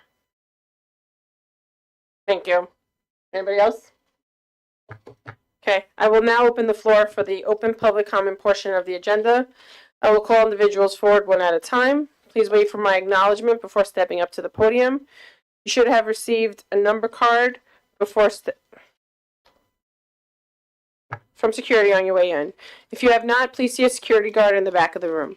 Any person wishing to address the board shall address the board president. Comments should be kept as brief as possible and relate to school matters only. Each person will be limited to 3 minutes for 1 or more topics. Individual employees, parents, or children should not be identified by name, title, position, grade, or building. The use of foul language and threatening comments will not be tolerated, and the board will consider a recess until order is restored. In accordance with Policy 1230, public comment will not exceed 30 minutes. If there are additional persons wishing to speak, the board may consider a recess to extend the time. Number 1.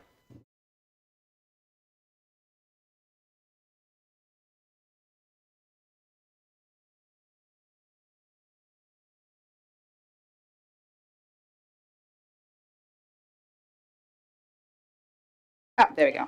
Sorry, new ones. Okay. Sorry, I'm gonna try and get through as quick as possible. Two quick questions. Is there a possible the big budget like that you guys are gonna print out? Is there a way that we get it to save time? Like, could if I leave my email, could they email it to me? I'll print it out myself, or are we not allowed to do that? Like that big budget we have, we can go line by line, or no? It's on the website. That whole thing with the line. Okay, thank you. I don't need that then. Quick question about the consent agenda. I don't know if you're allowed to talk about it. It says stipulation of settlement and general release. Are you allowed to discuss what that is? Okay. Let's see. April, I do remember the scope books we used to get with the little yellow books that used to come in. It was like it was 2-week program, I believe, right? For years, right? Okay, so that was a thing. Loved International Night. It was amazing. I also wanted to point out, or bring up rather, I saw like online that OVMS did this cool thing where they did like the inflatable race. They had like the staff. That was so cool. I just love that, and I hope that the kids enjoyed it as much as I thought it was very fun. Let's see. You mentioned talking about like college preparation courses and stuff like that. So on January 28th meeting, I did ask about us having a club because not every kid could fit another elective in their schedule. So it would be like a what's next club. So it could be for kids who are preparing for college, kids who are preparing for trade, kids who are preparing for the workforce. If we had a club, anybody who wanted to join it, they could. If they can only come once or twice, it doesn't matter. As long, and we need to get knowledgeable advisors to come in there, and it might be like a great opportunity for a lot of students, I think. I would also love to see all of these years I've noticed we've had different clubs and stuff at the elementary level, which is awesome. But I don't really feel like there's not enough inclusion in our special education students for those clubs, like specifically. So maybe there's something that we could also start bringing, like trickling down, like we have the beautiful unified program at the high school. Maybe there's something we could keep trickling down where we could be more inclusive of all of our students like that. The other thing, the backpack checks, I have no issue with it, but I am concerned about the efficiency and the time because the last time I did it, it took them forever to get into the building. So, I mean, I'm good, but like we still have to figure that out. So hopefully that goes quick. And then also the Developmental Disability Committee, like what is the goal of that committee specifically? The fair. It's Hold on. Can you just pause her time for 1 second? Go ahead. It's a fundraiser, more or less, a committee that comes together to highlight the month of March for bringing disability awareness, and to have this event that they have to raise money that is actually given to our SEPTA organization for scholarships and different things for the kids. I love it. Thank you. The other question I have is about the budget. Says so we have a $551,000 gap. Will that gap continue to widen even if we get to close it this year? Is that going to continue to widen every single year as we inflation goes up? Regardless, doesn't matter because that's just how life is. And do we have any sort of plan for how we're going to, like any suggestions on what we're going to do to close that gap? I know you said we're looking into it, but like what are we looking into? Like, are we cutting stuff? Are we laying people off? I mean, I know we have retirement. I know that you said you were looking into that, but, we have an idea because you do have to put your retirement in earlier. So, if they were retiring at the end of this year. So that's a question I have. Like, what are we looking at to close that gap? Like, what's this plan here? So you know those thousands of codes, that's what we're basically going through. As we continue to advocate, and this ties into one of your questions. Right. We're hoping that the state is not done with their numbers. They still have a little time. In terms of the state aid. So right now, we have that 550 thousand gap to close. It's early March, and we're still working at it. And we're hopeful that we're going to get a little bit more. Mm-hmm. We're not counting on a windfall. Right. A little bit more of the state aid, and we're at the point that we are going line by line. to see, how tight can we go. We're not looking to close programs. Certainly, we just talked about summer enrichment, even though that's through BOCES. We are definitely looking to take advantage of retirements. We do have a little bit of a decline in enrollment. We saw when we looked at the elementary sections, the decline in sections. We're looking to maximize efficiencies in how we do things, such as our academic coaching and interventions. So this is the work that's being done. In terms of accessing positions.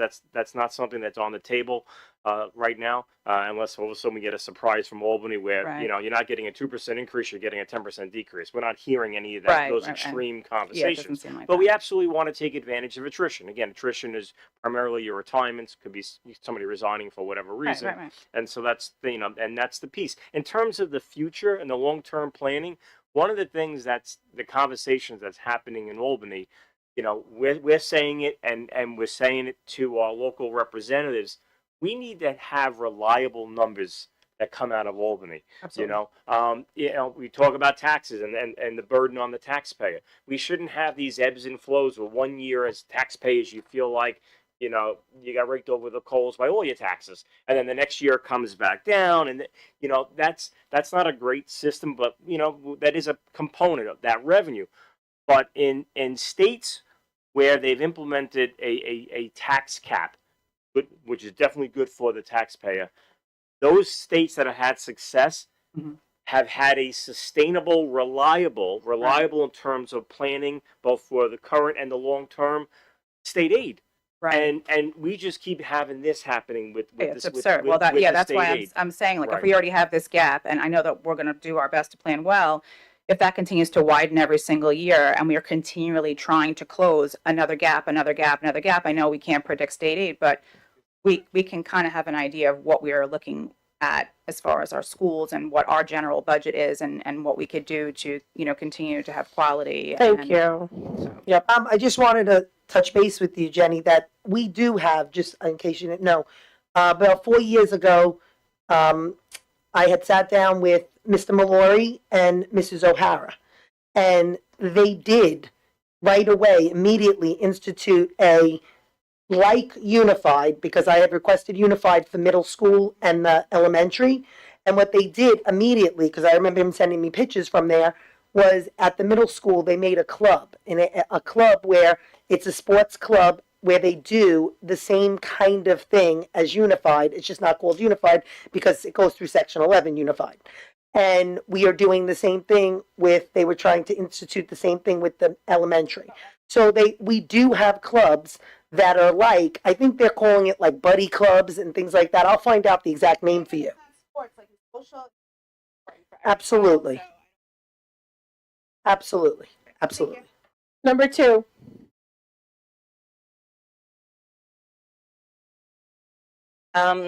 Is there any way that the attorneys can tell us the process that this teacher is actually going through? So then we would have a better understanding and we wouldn't be jumping down your throats about this. Do you have any other questions? No. We will get back to the community hopefully by the next board meeting. Okay. All right. Go ahead. Well, I wouldn't be able to answer any specific questions about a specific disciplinary process. However, to the extent I am provided with an authorization, I'm happy to have any in-depth conversations anyone that wants. So I can have the superintendent reiterate the process that he described at the last board meeting. And I'm also going to reiterate how whenever you have a personnel situation, and I appreciate the frustration, I appreciate the advocacy, we're all bound in terms of elected board members and administration to honor the confidentiality of a personnel process. And so I appreciate the frustration, and I don't want you to think that anybody is purposely trying not to communicate, but we have to honor that. So in generic terms, I did say this at a couple meetings ago, when there is a concern that is brought to the district, it is immediately vetted. Some concerns, the concerns can be at varying levels, all right? So, some concerns can be quickly looked at, others may require something more formal, could be an investigation, all right? And so that could be a timely process. It could be something very, and timeliness is in the beholder, right? The eyes of the beholder, okay? The key is to be very thorough, all right? And the key is to have close communication with the direct people involved. Now, the direct people involved is usually somebody who brings the concern and somebody who's involved on the other end of the concern. And that has been happening. Now, could there be components on the peripheral, like the audience today, and we understand that. But again, it gets back to the confidentiality of a personnel situation that we have to. Please, no screaming, no yelling. We'll have to stop the meeting. Right. So when it gets looked at, the concern, all right, determinations are made. Is there something here, and to what degree? And if something is determined that there could be anything there, to whatever degree, then the next part is to decide, well, what is the appropriate course of action?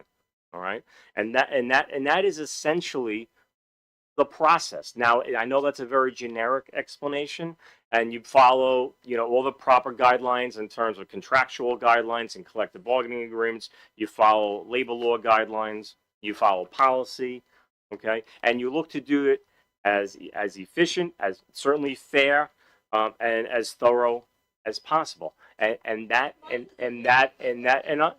again, I understand the frustration, but we have to, like the board president said, we have to honor the process and the confidentiality of a personnel situation. Thank you. Number 3. Am I supposed to press a button or something? It's pressed. The light's on. Okay, so I have to tell you, I didn't come here prepared to say anything. I wasn't going to say anything. I came here to support my colleague and friend. She's an amazing teacher. She has the biggest heart. She loves her students, and her students love her. And she knows her stuff. And I just feel like from day one, this whole thing was handled just poorly. I hope you can fix it. That's not what has my blood boiling right now, though. So my friend Jen will speak more to what we want to say about that. But as I'm sitting in the audience, I was blindsided by something, Jackie, that you said. You said you were so happy that you decided to keep Elon Musk as someone to represent Disability Awareness Month. And I am like, I can't even explain how I feel right now. So I have a little brother with Down syndrome. I have a 30-year-old son with autism. When I saw that name, Elon Musk, on the list, I said, wow, this must be a little bit of an this can't be right. And I wasn't alone in my thinking. And we expressed our concerns to the union.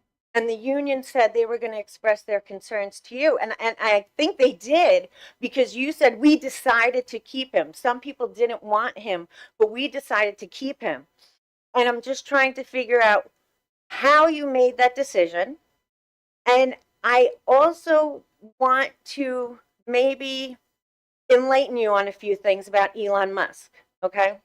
So Elon Musk, and I like I said, I was not prepared to get up here and speak, but I am going to quote to you a study that was released on January 10th. So Elon Musk has dramatically increased content on social media containing the slur retard after using the term in a post. That was one post. Since then, he's used it 16 times. He's called Ben Stiller a retard for supporting Kamala Harris. He's called several people, I should stop saying it, the R word, okay? In this study, there is a 207%. Just press the button again. On the right. 207% increase in posts containing the R word after Musk's post using the slur on January 6th. 300,000 posts using the term R word identified in the period studied Google Trends analysis showed a similar increase in online search activity related to the R word. Indication. I just need you to press the button and wrap up your statements. Thank you.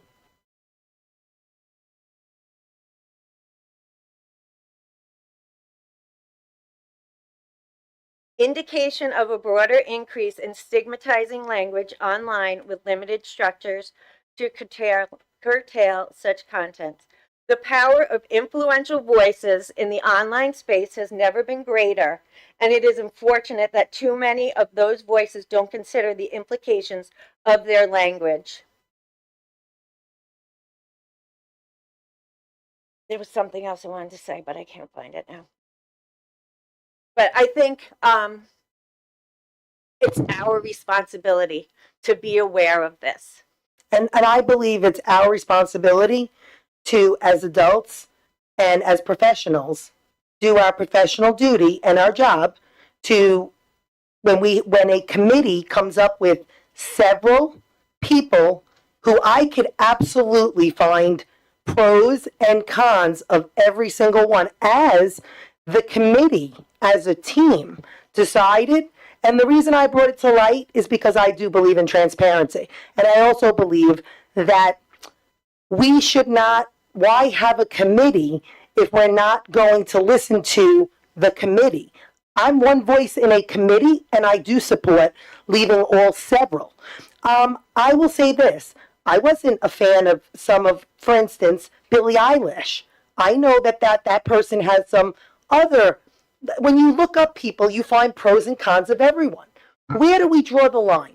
Where do we say every single one is subject to at someone opinion? using the term Everybody is, retard. everything is up for perspective, and like I said, I firmly believe we should all be professionals.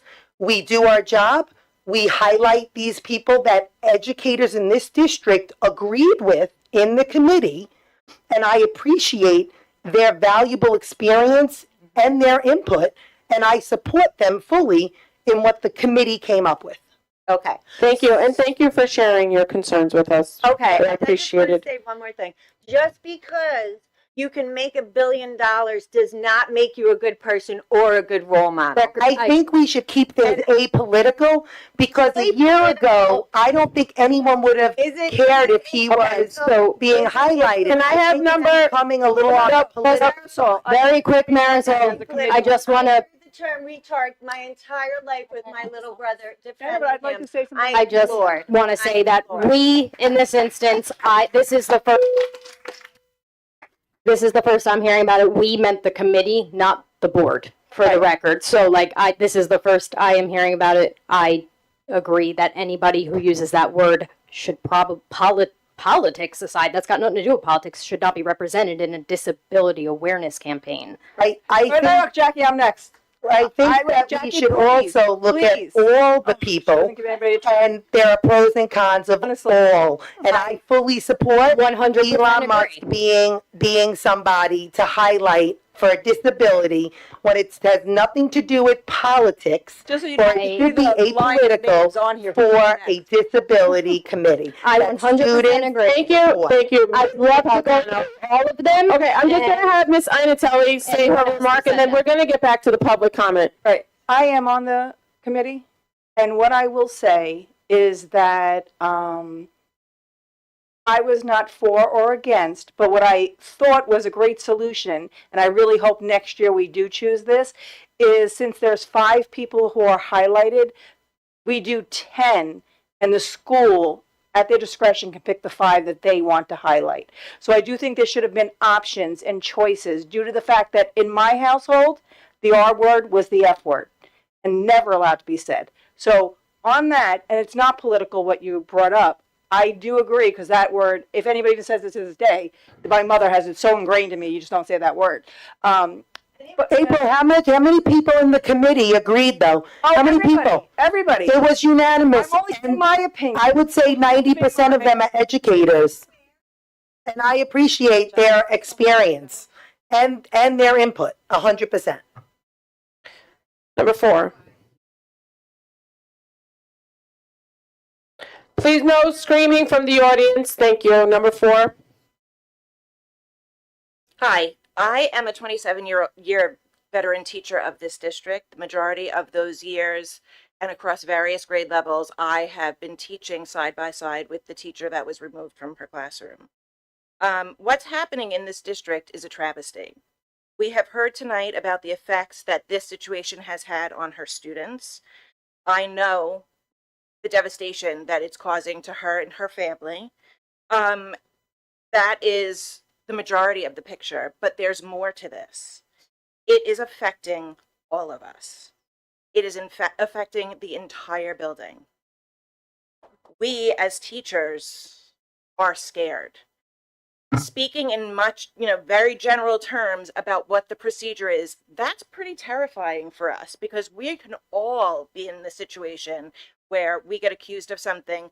And I am personnel. I work here.